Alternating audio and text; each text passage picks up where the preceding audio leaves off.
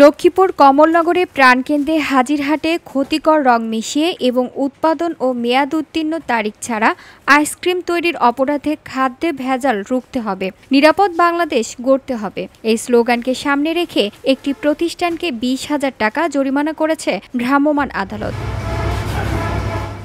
গত বুধবার সন্ধ্যায় হাজিরহাট দক্ষিণ বাজারে এই অভিযান পরিচালনা করেন কমলনগর উপজেলা সহকারী কমিশনার ও এক্সিকিউটিভ ম্যাজিস্ট্রেট মোহাম্মদ আরাফাত হোসাইন।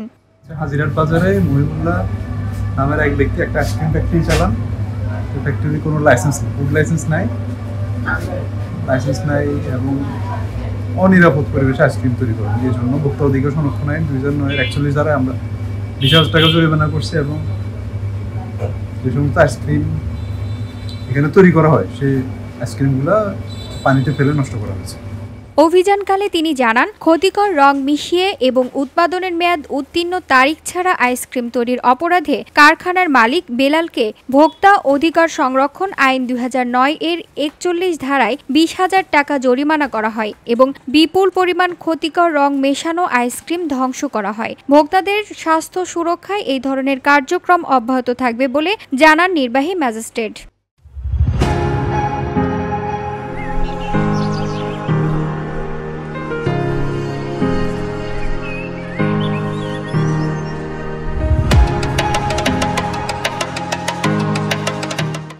স্থানীয়রা জানান, দীর্ঘদিন ধরে অবৈধভাবে গোপনে এখানে বিভিন্ন ক্ষতিকারক কেমিক্যাল মিশিয়ে আইসক্রিম উৎপাদন করা হচ্ছে। এতে করে শিশু ও সাধারণ মানুষ স্বাস্থ্য ঝুঁকিতে পড়ছে। তাদের অভিযোগ, অসাধু ব্যবসায়ীরা স্বাস্থ্যবিধি তোয়াক্কা না করে কেমিক্যাল যুক্ত এসব ক্ষতিকর আইসক্রিম বাজারজাত করছে। বিষয়টি জানাজানি হওয়ার পর এলাকাবাসীর মধ্যে চরম ক্ষোভ ছড়িয়ে পড়ে। তারা প্রতিষ্ঠানটি একেবারে সিলগালা করার জোর দাবি জানিয়েছেন। VOD Bangla news desk.